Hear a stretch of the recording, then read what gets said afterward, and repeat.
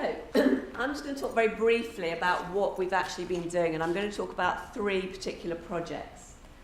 The first is using the Creative Employment Programme funding, actually. We've taken on 8 junior digital producers. So we've given them their first job. We've taken them from the Job Centre Plus, we've taken them into their first job with the aim of helping them to get their second job. The first job is the hardest to find, but the second job is the one that's likely to lead you to your career, a longer term career. And all of the young people that we've taken on actually do want to work in the creative industries, but just don't know how to, or haven't been given the support to enable them to do that. It's not just us. We've been working with Trinity Ujima, and we've been exploring a sort of concept of as being a connector organisation, a media connector organisation. You know, the aspiration is to be able to prepare young people to take up these jobs in the enterprise zone. So we are quite clear about there must be a route, you know, there must be opportunities for us to be able to train people into their second job. We've not only used the Creative Employment Programme funding, but we've also used a programme called Digital R&D funding from Nesta, AHRC and the Arts Council to actually explore the kind of education, the kind of skills, alongside of these young people doing a job, what they might be and what might be attractive for employers. So we've been teaching lots of things around data visualization. How do we create data that enables young people to be active citizens? So we're embarking on two completely relevant things, I think, to prepare people for their next job. One is that they're working on real projects, so it's a real live experience. The second is to combine that with teaching them new skills that will give them an advantage when they're looking for work. But we need to find lots of employers to work with us to iterate that learning that we're providing them with as they are working alongside the team. So they're working on real projects, they're doing all sorts of exciting things, and I wish I was doing some of them too. So that's our first project. The second is the Institute. I mean, that's just a working title at the moment. But what we're trying to do is look at how the NPOs, the National Portfolio Organisations, the arts organisations in the city, could collectively provide a really interesting learning and skills offer for 16 to 18-year-olds.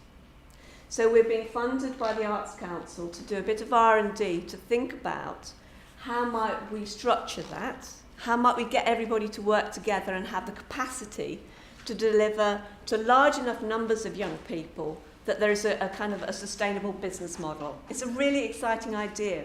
What we're saying is the city has all of the skills and all of the people here who can teach the younger generation. We just haven't been very good at bringing that together. So we're talking about the cultural sector, we're talking about arts organisations because we have to start somewhere. But this is a model that could be transferred to other sectors. You can see, you know, you have the organisations there, use them to provide this learning experience. We also, interestingly, when I was at the Community in Partnership and a meeting with the other people who work here, we were talking about how actually communities could do this. It's not a model that's just particular to the cultural industries, but it's a really exciting one.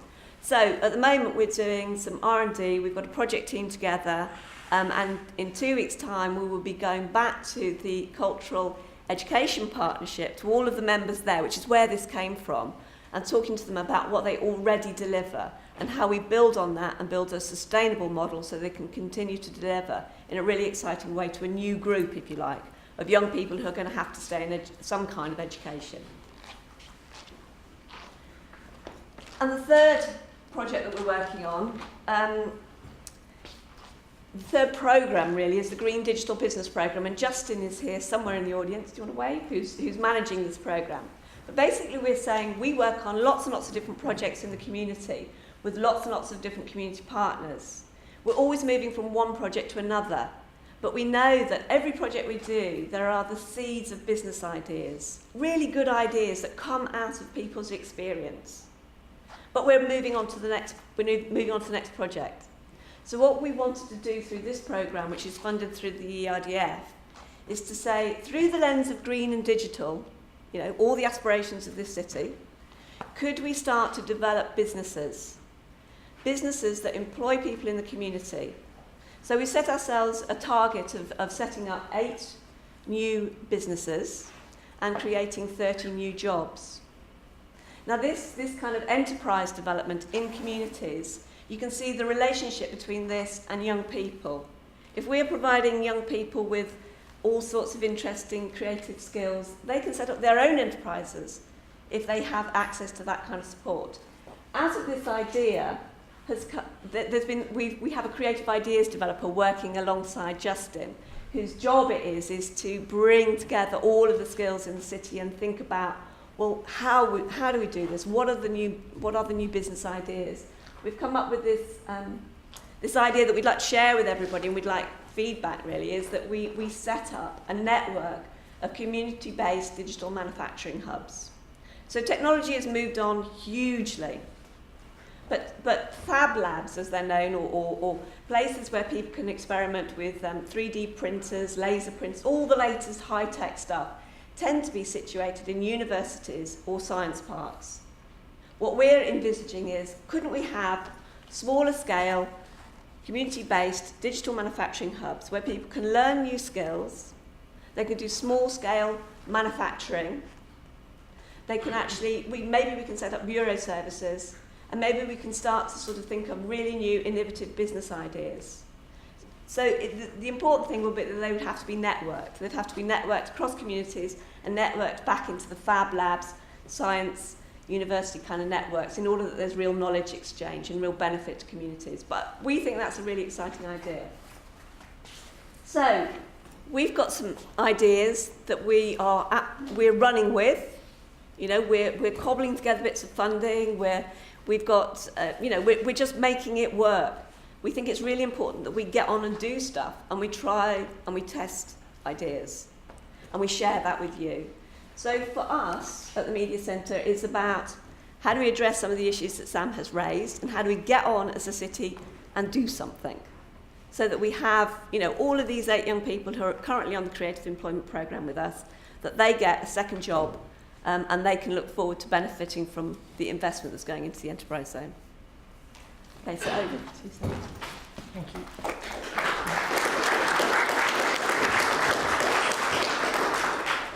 So just to sort of finish up, there's a couple more slides. The 10 recommendations that have come out of the report.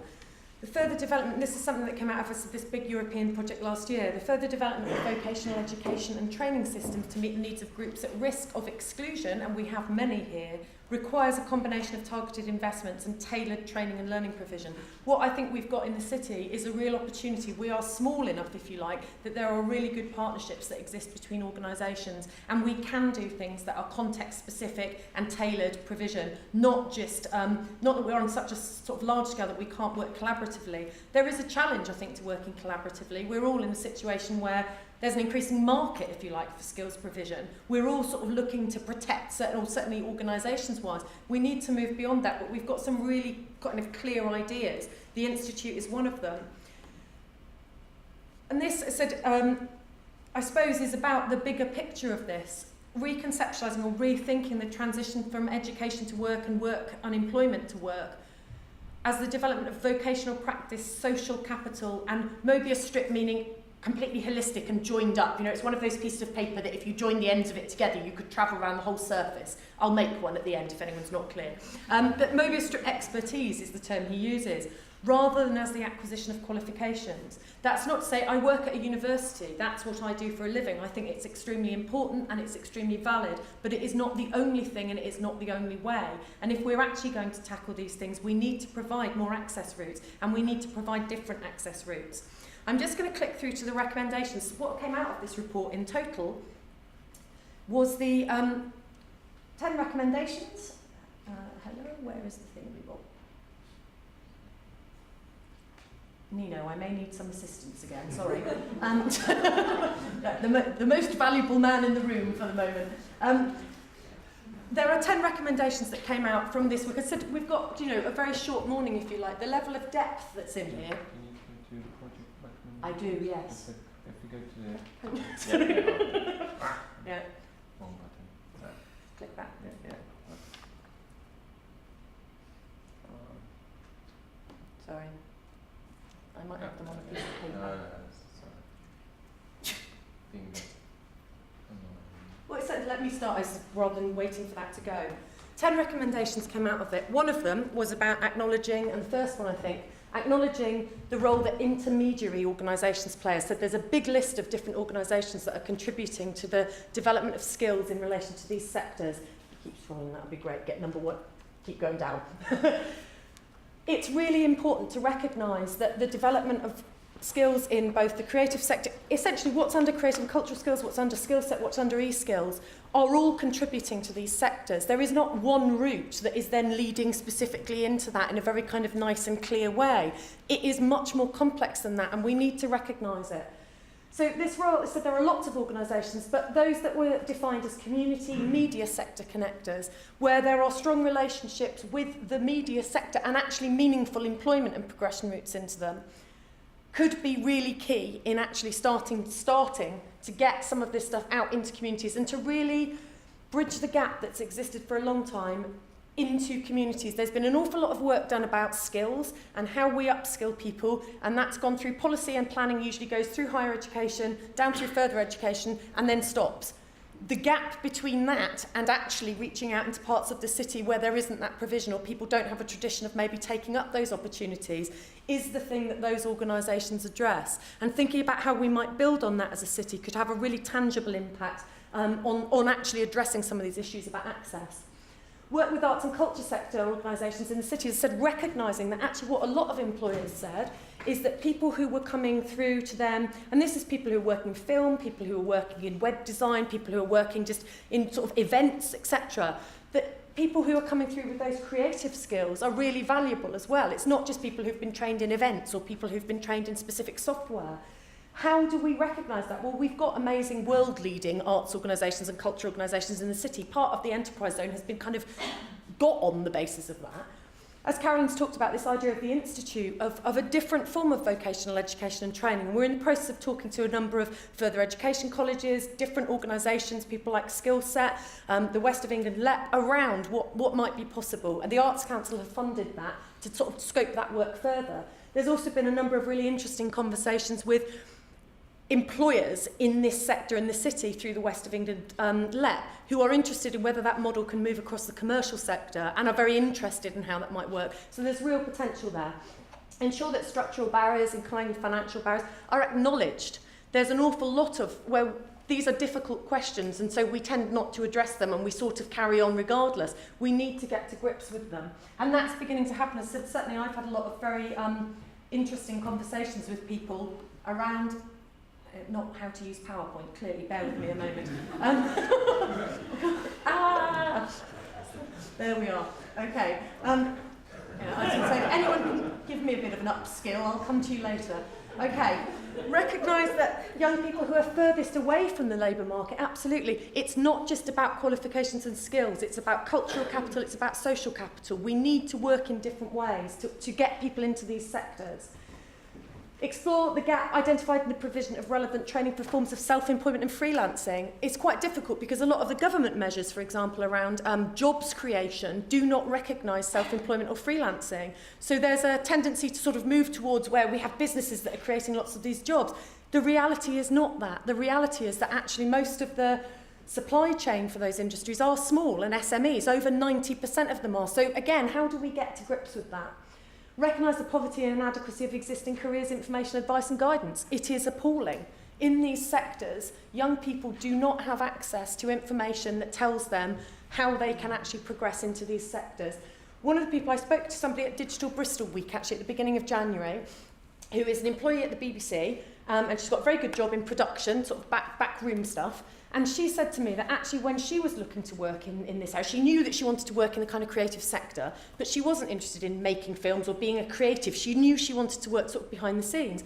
And the advice she was given was, make a film. There's a great project you could go on over there, and you take that and you'll get, you know. And what she was saying is actually she doesn't need to know any of those things. It's great she does, and it's great she understands the process, but the sorts of jobs she was looking for in that sector simply weren't those. We need to be a bit more joined up, I think, in talking about the breadth of jobs that exist in this and moving out of the silos where particular people or organisations, whatever, have responsibility for that bit, but there are big gaps in between those that we're just not addressing. And they're where a huge number of, first of all, the skill shortages are in the city, but the jobs are available. Explore how future employment opportunities will become available. How do people know about these? What came through again and again is people saying they just have no idea where you get a job from. Like you said, you go to the job centre, unfortunately now, Julie is sat over here. If people go to the job centre and say, I want a job in the creative sector, she can say, great, we have 80 in Bristol, here's how you go. But that's not the nature of it normally. And how do we actually make sure that people are aware of this? We've got to do some really targeted work around that, I think. Explore whether existing opportunities for work experience across the city can be more visible and joined up. Young people, people who come, for instance, I interviewed a couple of people who had graduated from the University of Bristol. They'd graduated not in creative sector subjects, but really wanted to work in the creative industries. For them, the problem was that they didn't have access to any networks. They simply didn't understand how to access knowledge, how to get work experience in the sector that would give them some currency, if you like. Their problem was very different from somebody who's just come out of school and wants to work. So the kinds of support that we're offering, there are probably some interventions we can make in terms of growing the workforce that are really quite small but would get people into work. And we can target kind of focus and attention in other areas perhaps more consistently. What's happening at the moment is that any opportunity to go into these sectors is dominated by people who are actually very highly qualified usually, but cannot find their way in. Here we go with the PowerPoint hoopla again, bear with me a moment. Oh no. There we go. Okay. Explore, work experience we've talked about. Define and facilitate access to differentiated progression pathways is what I was just talking about. And facilitate the sharing of best practice in provision of advice to job seekers. If you know somebody who works in these sectors, or you know someone who knows someone, quite often people phone me up and say, could you have a cup of coffee with my friend? They're really interested in doing this, and I know them, so I do. That's not good enough. You know, we need to make sure that people have access to the kind of advice. A lot of stuff that is written is codified and makes it, you know, this is the progression pathway and it works like this. It doesn't. And we need to be honest about that and we need to be open about it. But we do need to have people who are either in a mentoring role, who are running businesses successfully in that sector, who can advise and can support. And we need to recognise the kind of human role in that, not the information on a website or whatever. There's a real importance, I think, in making sure that we have those connections for people where they can really be supported rather than just given information. I think that's probably all I want to talk about.